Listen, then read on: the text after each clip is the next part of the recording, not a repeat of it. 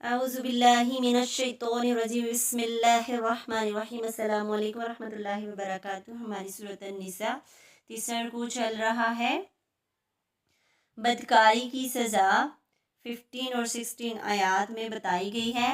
بدکاری یہاں اشارہ ہے ان عورتوں کی طرف جو کھلے عام زنا کا کاروبار کرتی ہیں۔ عرب معاشرے میں بہت سی بیماریاں عام تھیں، ان میں سے ایک یہ برائی تھی کہ ایسی عورتیں خاص قسم کے جھنڈے اپنی چھتوں پر لگاتی تھی جن کے نیک عورتیں میسر نہ آتی وہ ایسی جگہ پر جا کر برائی کر لیتے تھے۔ تو یہاں پر کیا بتایا گیا کہ 4 گواہوں کی شرط اس لیے ہے کہ ہر کوئی لوگوں کی ناموس و عزت سے نہ کھیلے، یعنی کوئی بھی کسی پر الزام نہ لگائے۔ تو یہ بتایا گیا کہ 4 عورتوں کی گواہی لے آؤ تو پھر تمہاری گواہی مانی جائے گی کہ یہ بد کردار ہے یا نہیں ہے۔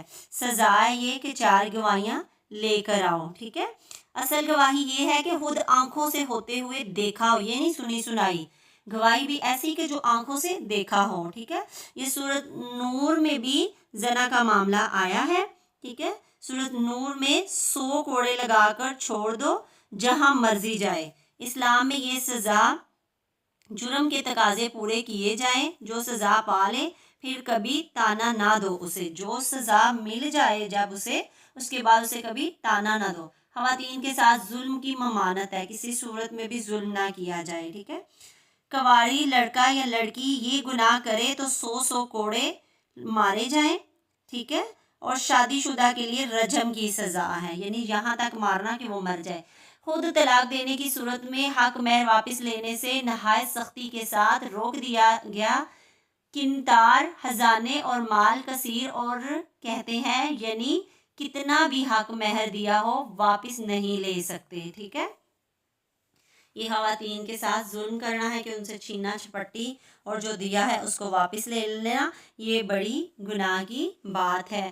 اور جو یہ کام کر لے ان کے لیے معافی کی جو بات ہے نا، وہ اس میں یہ بتائی جا رہی ہے کہ سچے دل سے توبہ کر لے کہ اس کے بعد کبھی گناہ نہ کرے، گناہ سے نفرت ہو جائے۔ ایک یہ کہ برائی سے نفرت ہو جائے جس طرح پہلے محبت تھی، ٹھیک ہے۔ دوسرا، جب برائی کا خیال دل میں آئے تو فوراً معافی مانگی جائے۔ توبہ کا وقت موت آنے پر ختم ہو جاتا ہے، ٹھیک ہے۔ اس سے پہلے آپ نے توبہ کر لینی ہے، ٹھیک ہے۔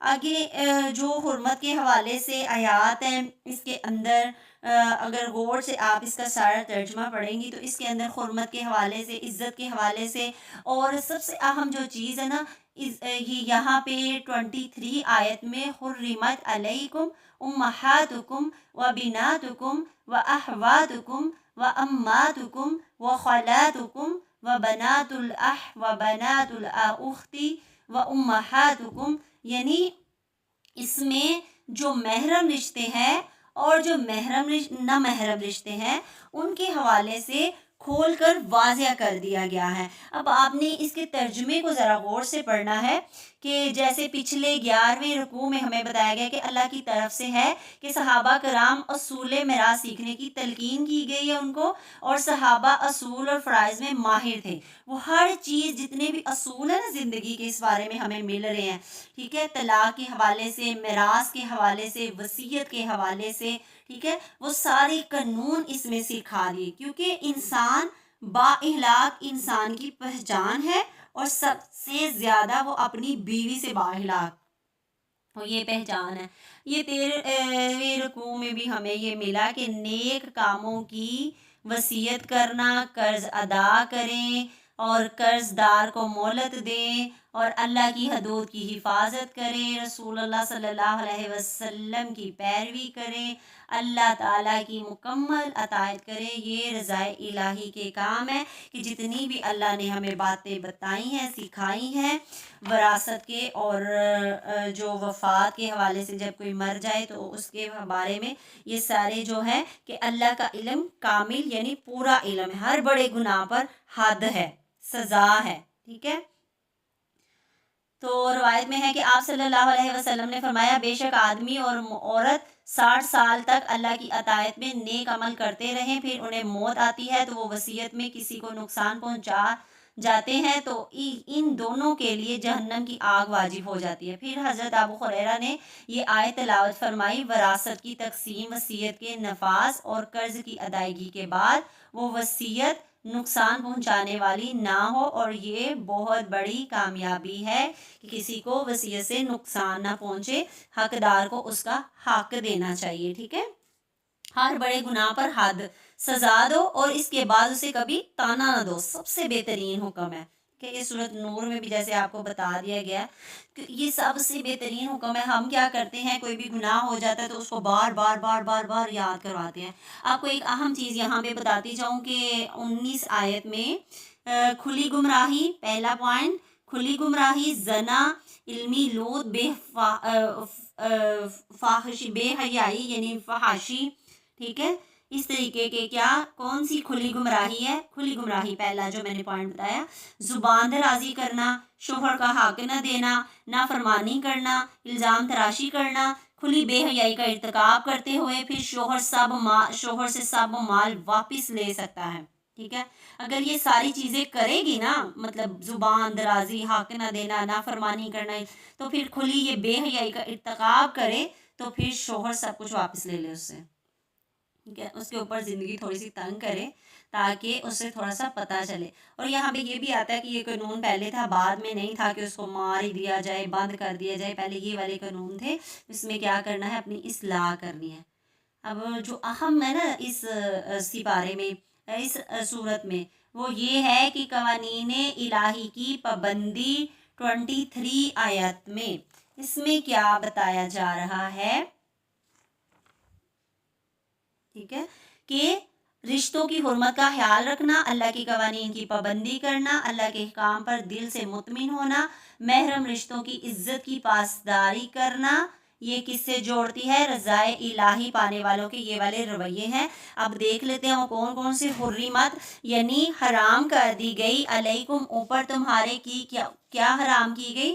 تمہاری مائیں، بیٹیاں، بہنیں، پھوپھیاں، خالائیں، بیٹیاں بھائی کی، بیٹیاں بہن کی، اور مائیں تمہاری جنہوں نے دودھ پلائے تمہیں، بہنیں رضاعت کی، یہ سارے جتنے بھی ہیں نا یہ رشتے ہیں جو ان کو حرام کیا گیا، مطلب کہ ان سے نکاح نہیں کیا جا سکتا، ٹھیک ہے۔ حرام کر دی گی کون کون؟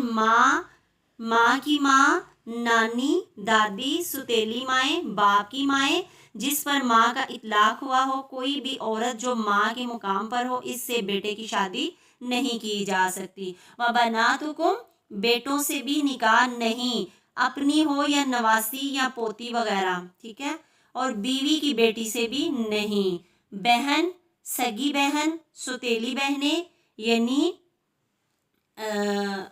یہاں پہ پھوپھیاں، سگی بہن، ستیلی بھی حرام ہے اور سکی بھی، اور خالائیں، ماں کی بہن، بھائی کی بیٹیاں، سکی ستیلی ہو، ٹھیک ہے، یہ دونوں ہی حرام ہیں اس شوہر پر جو پیچھے سے بھی آیا اس کے لیے بھی، ٹھیک ہے۔ اور یہ سارے کون سے تھے؟ حرمت کے رشتے، عزت کے رشتے، ان سے ہم نے بچنا ہے، یہ ہمارے نامحرم رشتے ہیں، حرام رشتے ہیں، ٹھیک ہے۔ اور یہاں پہ حرمت کی 3 بنیادیں کون کون سی ہیں؟ نسب سے مراد جو قریبی رشتہ دار، مائیں، بیٹیاں، بہن یعنی قریبی ہے نا، اور رضاعت سے مراد یعنی دودھ پلانے کی وجہ سے جو رشتے بنتے ہیں نا، یہ بخاری کی حدیث ہے، جو نسب سے حرام ہے وہی رضاعت میں بھی حرام ہے۔ رضائی ماں، بہن وغیرہ یہ سب محرمات ہیں، ان سے نکاح نہیں ہو سکتا جنہوں نے دودھ پلایا ہو۔ بہنیں رضاعت سے، کتنا دودھ پینے سے بہن بن، یہاں پہ بتایا گیا کہ 5 بار پینے سے حرمت ثابت ہو جاتی ہے، یعنی اتنا دودھ سے کہ جسم کی غذا بن جائے، ایک پیٹ بھر کے پی لے وہ، ٹھیک ہے۔ اور دوسرا ہے کہ جیسے بھی پلایا جائے، فیڈر سے یا چمچ سے، جیسے بھی بس اس کا پیٹ بھر دیا جائے۔ تیسرا پوائنٹ ہے کہ مدت رضاعت کے اندر اندر دودھ پلایا، یعنی 2 سال کے اندر اندر دودھ پلایا جائے اس کو، بعد میں نہیں، ٹھیک ہے۔ تو یہاں سے کیا حرمت کے رشتے، عزت کے رشتے ثابت ہو جائیں گے، ان کے لیے بھی وہی قانون ہے جو محرمات کے لیے۔ سسرالی رشتے، مائیں تمہاری بیویوں کی مطلب ساس سے قیامت تک نہیں ہو سکتا نکاح، ٹھیک ہے۔ منہ بولی ماں، اس کے حکم نہیں آئے گی، ٹھیک ہے۔ پھر 3 ہی ہو سکتی ہیں. کتنی مائیں؟ 3 ہی پیدا کرنے والی، رضائی ماں اور ساس ماں. ٹھیک ہے. وَرَبَائِكُمْ، ٹھیک ہے، بیویوں کی بیٹی. قیامت تک یہ حرام ہے. اگر جس میں تعلق نہ قائم ہوا ہو تو کوئی حرج نہیں ہے کہ اگر طلاق دے دی جائے تو اس سے بیٹے شادی کر لیں. ٹھیک ہے. جب رشتہ بن جائے اس کے بعد شادی نہیں کر سکتے.